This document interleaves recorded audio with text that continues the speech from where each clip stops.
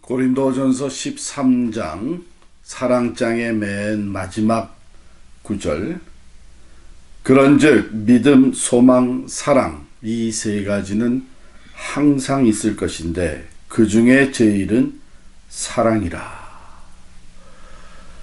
사랑의 하나님, 우리를 사랑하셔서 이 땅에 오신 우리 예수 그리스도, 우리가 찬양하며 기도의 자리로 나아가겠습니다. 우리 다 같이 찬송 195장, 성령이여 우리 찬송 부를 때 195장 찬양합니다.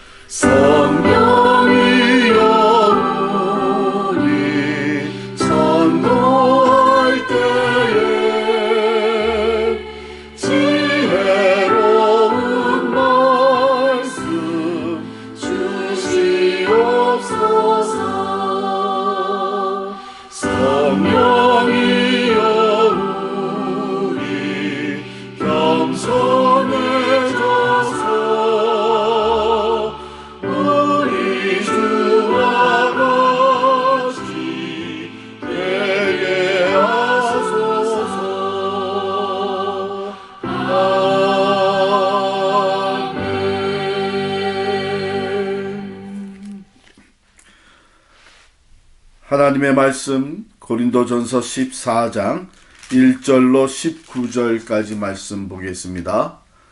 고린도전서 14장 1절로 19절까지 말씀 우리 함께 읽겠습니다. 사랑을 추구하며 신령한 것들을 사모하되 특별히 예언을 하려고 하라. 방언을 말하는 자는 사람에게 하지 아니하고 하나님께 하나니 이는 알아듣는 자가 없고 영으로 비밀을 말함이라.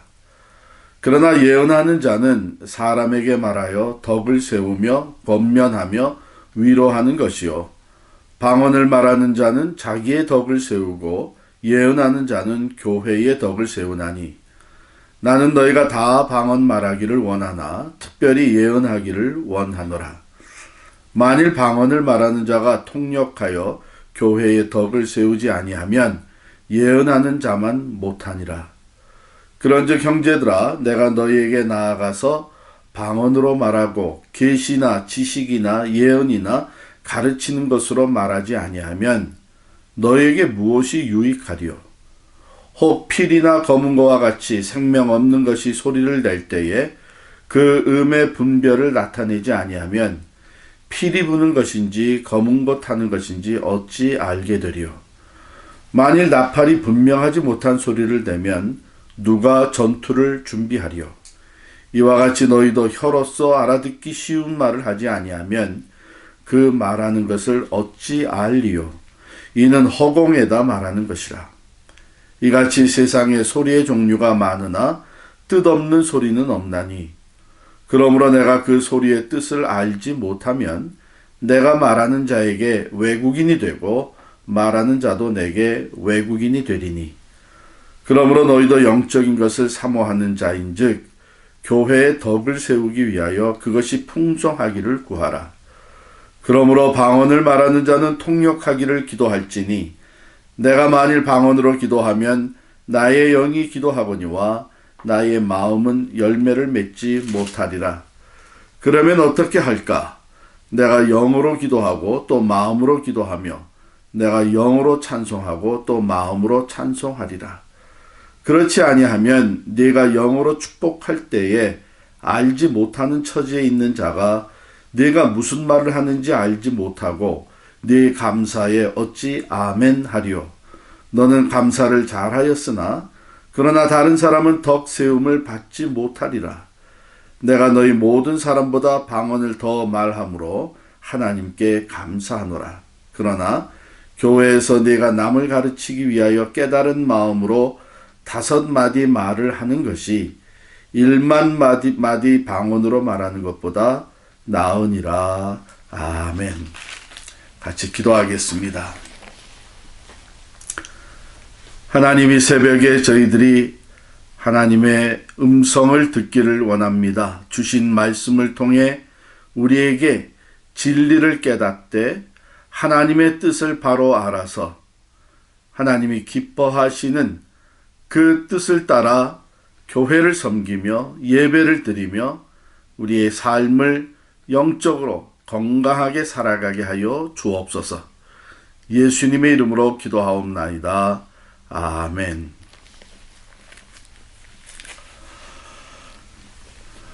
여러분, 혹시 오늘 말씀을 읽으면서 오늘 이 말씀은 오늘날 우리 교회 생활에 연관이 되는 것 같다 생각하는 사람도 있을 거고, 또 아무 관련이 없는 말씀인 것 같다 이렇게 생각하는 사람도 있을 것입니다. 그러나 하나님의 말씀은 그게 과거 어떤 상황 속에서 어떤 주제에 대해 쓰여졌든지 그 말씀이 우리에게 가르치시는 기본적인 교훈과 원리가 있습니다. 그런데 그걸 바로 깨달으려면 그 당시에 어떤 상황에서 이런 말씀을 주셨는지를 먼저 잘 이해를 해야죠. 자, 오늘 말씀엔 방언 은사와 예언의 은사, 이 두 가지가 나와요. 그런데 왜 이 두 가지 은사에 대해서 썼을까? 그 앞에 이미 고린도전서 12장에 보면 다양한 은사들이 기록되어 있었잖아요. 병 고치는 은사, 또 방언, 통역, 그리고 이 돌보는 은사, 이 구제의 은사, 또 사도로서, 선지자로서, 교사로서 능력을 행하고 이런 다양한 은사들이 있는데 왜 여기에서는 이 방언과 예언에 대해서 얘기를 할까? 그 이유는요, 이 방언과 예언이 당시에 공동체가, 즉 교회가 모여서 예배를 드릴 때에 활발하게 사용되었던 은사입니다. 어떻게 사용되었느냐? 이제 예배를 드리는 중에 어떤 사람이 일어나서 방언을 말하는 거예요. tongue speaking이죠.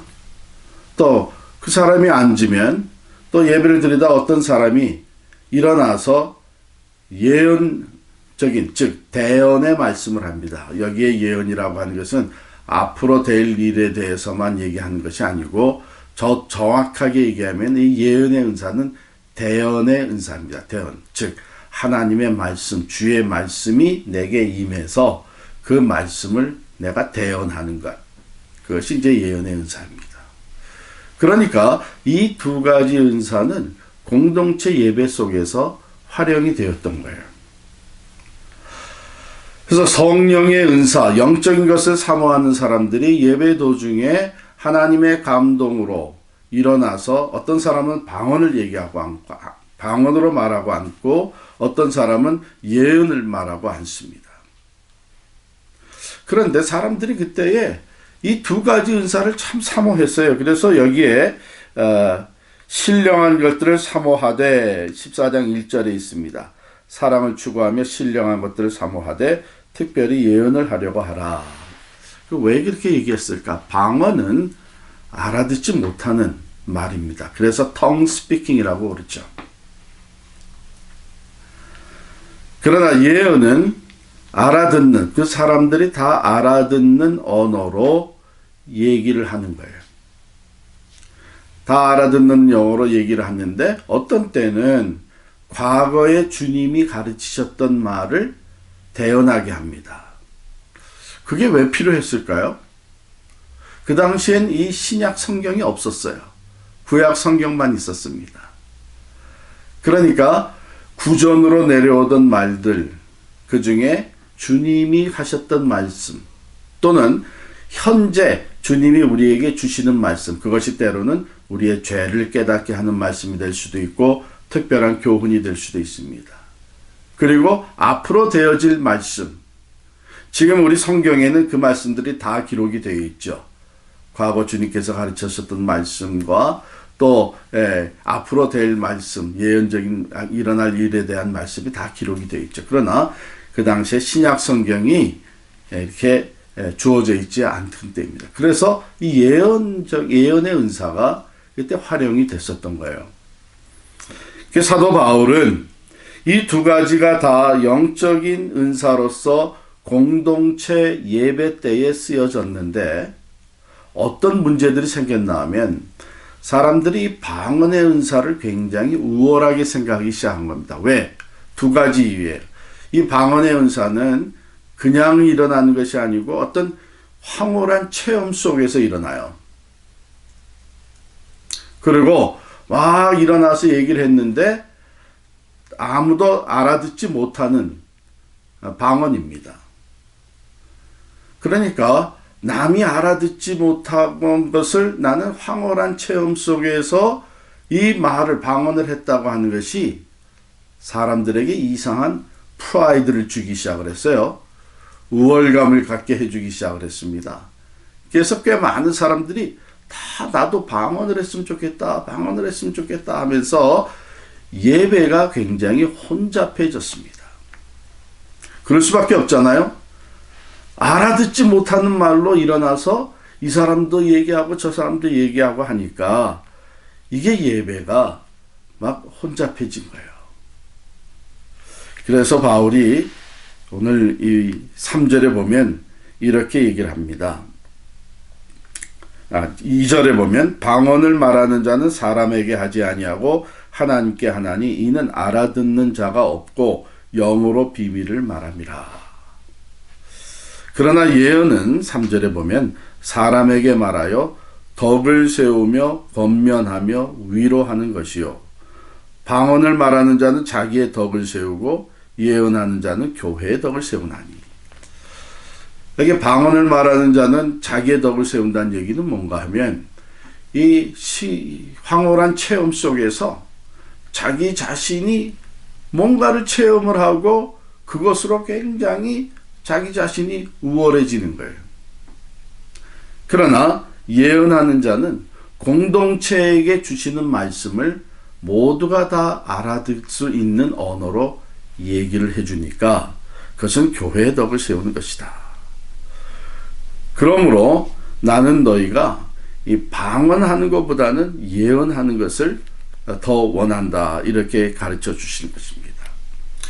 사도 바울은 이것을 분명하게 다 이해할 수 있기 위해 세 가지 비유를 들어서 얘기를 해주는데 첫 번째는 악기예요. 7절에 보면 피리나 검은고와 같이 이 악기를 사용을 하는데 그 악기가 각각 악기가 자기의 소리를 분명히 분별할 수 있도록 소리를 내주면 사람들이 저거는 피리 소리구나, 저거는 검은고 소리구나 이렇게 분별이 생기는데 자기의 소리를 제대로 내주지 않으면 이게 어느 악기가 무엇을 연주하는지 어떻게 알겠느냐.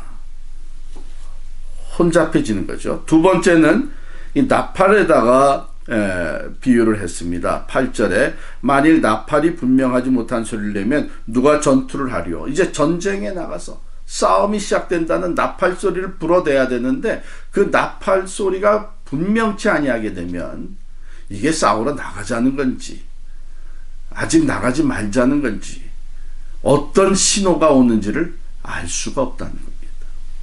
또 세 번째 비유는 외국인과 대화하는 걸 비유로 썼어요. 11절에 보면 내가 그 소리의 뜻을 알지 못하면 내가 말하는 자에게 외국인이 되고 말하는 자도 내게 외국인이 되리니.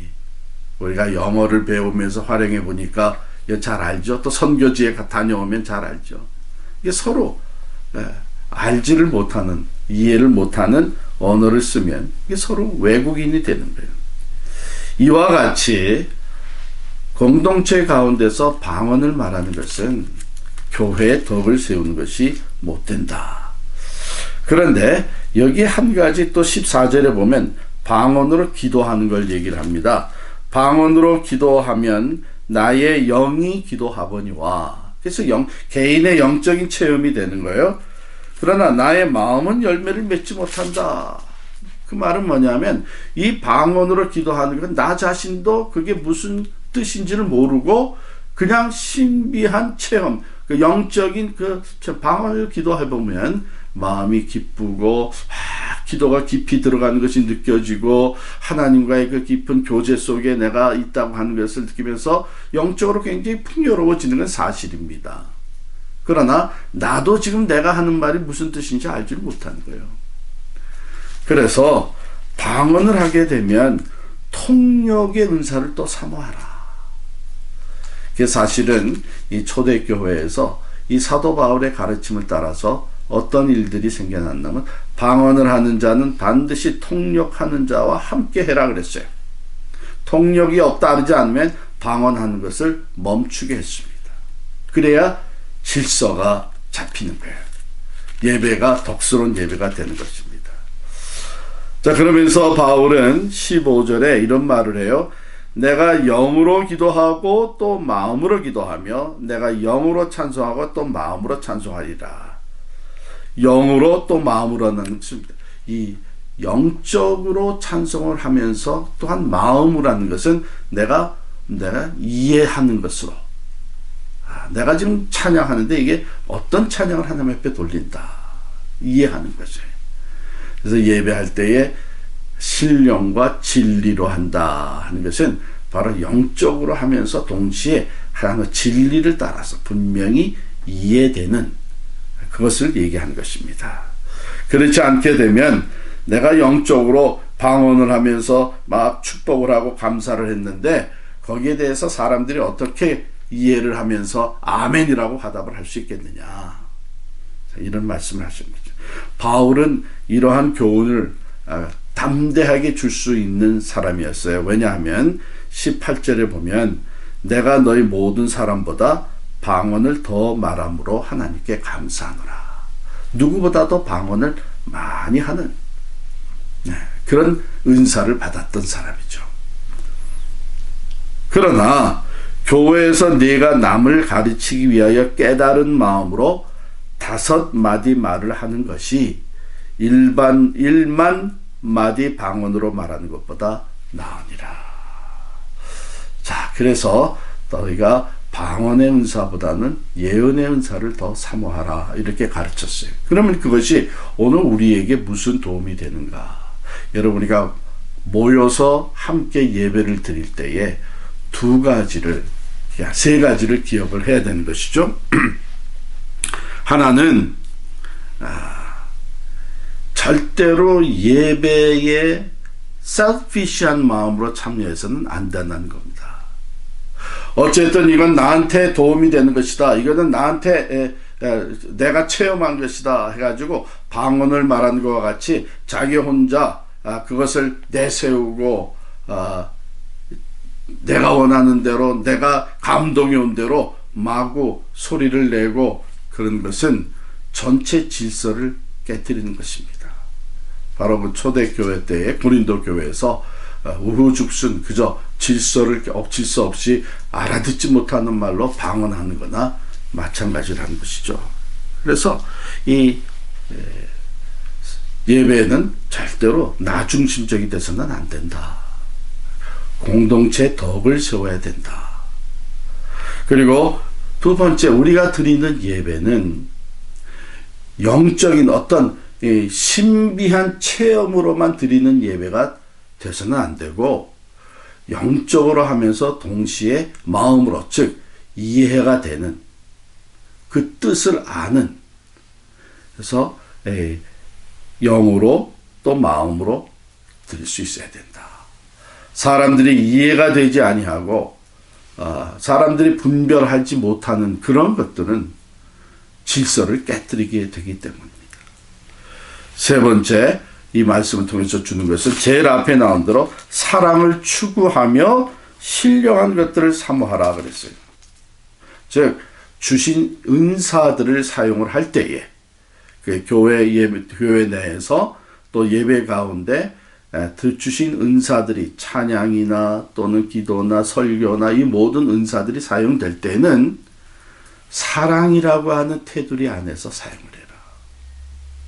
그래서 나를 내세우는 것이 아니라 공동체의 덕이 되고 하나님을 사랑하는 마음으로 또한 성도들을 사랑하기에 질서를 지켜가면서 예배를 드릴 때에 그게 공동체의 덕이 된 것입니다.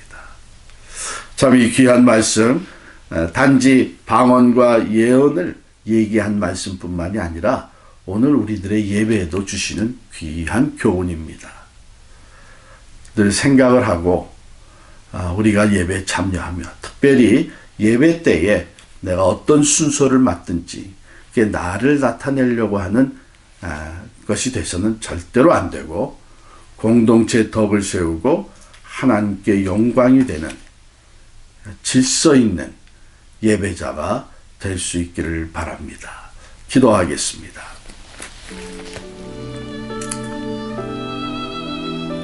하나님, 귀한 말씀을 통해서 우리들이 하나님 앞에 더욱더 바른 예배자로 나아가게 하여 주시니 감사합니다. 하나님, 우리가 영적인 것을 체험한다고, 이것은 영적인 것이라고, 이것은 신비하고 황홀한 경험이라고 하면서 마치 방언을 말하듯이 다른 사람에게 알아들을 수 없는, 다른 사람이 이해할 수 없는 것으로 예배를 드리고자 하는 마음은 내려놓게 하시고 우리는 질서 있게 영으로 찬양할 뿐만 아니라 마음으로 바로 깨달으면서 신령과 진리로 예배하는 자들이 되게 하여 주옵소서.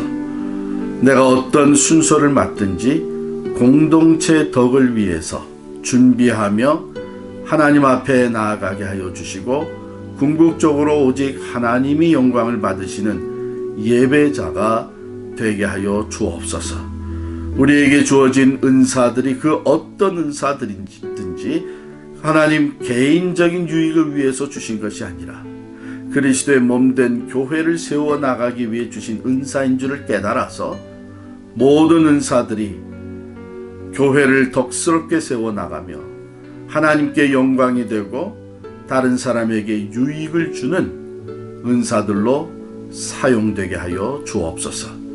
예수님의 이름으로 간절히 기도하옵나이다. 아멘. 우리 오늘 계속해서 기도합니다. 먼저 우리 교회를 위해서 세 가지 기도 제목을 가지고 기도하는데 하나님께서 우리에게 회복의 은혜를 넘치게 허락하여 주시고 리오프닝을 통해 과거보다 더 큰 은혜와 축복을 주옵소서. 또한 우리 조국 한국 대한민국을 위해서 기도하기를 원합니다. 또 미국을 위해서 기도하기를 원합니다. 하나님 주시는 참 자유와 평화를 주시옵소서. 우리 이번 주간에 6.25를 맞이하는데 6월 25일 한국전쟁 70주년입니다. 우리 한국에 하나님께서 참 자유와 평화를 주시기를 위해서 기도하겠습니다. 세 번째로 선교센터 클로징이 은혜롭게 잘 이루어질 수 있도록 우리 함께 기도하겠습니다. 그리고 선교를 위해서 기도합니다. 오늘 아침에는 인도네시아에서 선교하시는 김화수 선교사님 또 함춘환 선교사님 위해서 기도하고요. 이 한 주간 동안에는 우리 니카라구아의 박우석 선교사님 그 가정과 사역을 위해서 기도하겠습니다. 병으로 고통받는 성도들 하나님 앞에 올려드립니다. 이정우 성도님, 그리고 최유리 집사님, 오성현 집사님, 윤찬중 집사님, 남기영 집사님, 그리고 박노식 장로님, 박수현 권사님 모두 하나님께 올려드리면서 병 낫기를 위해서 기도하고 우리 시간 통성으로 함께 기도합니다. 그리고 여러분들 각자의 기도 제목을 하나님께 올려드리면서 간절히 기도합니다. 하나님의 응답이 넘치게 임하기를 축원합니다. 같이 기도하겠습니다. 살아계신 하나님을 찬양합니다. 하나님, 오늘도 우리에게 귀한 말씀을 주셔서 하나님께서 말씀을 전할 수 있게 하여 주시고, 아버지 하나님, 아버지 이제 코로나 바이러스로 인해서 준비되었던 저희들이 리오픈의 과정을 지나갑니다. 하나님, 전보다도 더 큰 은혜와 축복 아버지 우리에게 채워주시기를 바랍니다. 이 모든 과정 속에 건강을 유지하게 하시고 서로를 배려하게 하여 주시고, 하나님 아버지 많은 것이 아버지 잃어버렸고 또 아직 어려운 일터로 돌아가는데 하나님 그것을 함께 하여 주셔서 새로운 길을 열어주시고 은혜와 복을 허락하여 주셔서 하나님 전보다도 더 많은 것으로 채워주시기를 간절히 원합니다. 주님, 우리의 소망이 되시며 우리의 지혜와 능력이 되시는 것을 고백합니다. 할렐루야. 하나님 아버지 감사합니다. 아버지 하나님께서 우리에게 은혜를 주셔서 참으로 우리 하나님 아버지 정말 어려운 가운데 있는 나라를 위해서 기도합니다. 주여, 우리 대한민국이 아버지 하나님 평화를 유지하게 하여 주시기를 원합니다. 6.25 전쟁 70주년을 맞이하는 축하합니다. 하나님 아버지, 과거에 하나님께서 베풀어 주신 대로 생각하게 하시고 아버지 하나님 감사하게 하시며 다시는 이러한 아버지 하나님 장전에 아버지 전쟁이 일어나지 아니하도록 주님 막아주시기를 간절히 바라옵니다. 하나님 아버지, 하나님만이 우리에게 참 평강, 우리의 소망이 되시는 줄 아시고 이 미국 사회도 하나님께, 나라도 하나님께서 붙잡아 주시고 참으로 아버지 청교도의 신앙 위에 세워진 이 나라가 다시금 하나님께로 돌아올 수 있게 하여 주옵소서.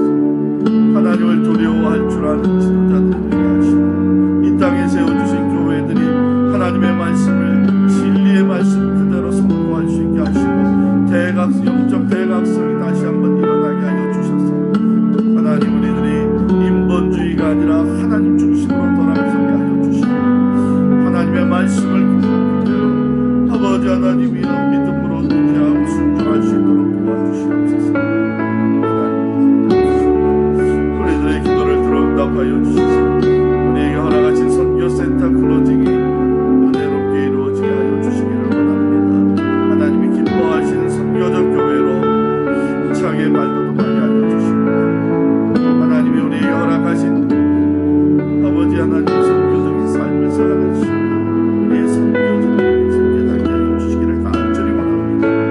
하나님, 우리가 영적인 것을 사모하되 늘 아버지 하나님의 지키게 주시고 바로 깨달아 알고 아버지 하나님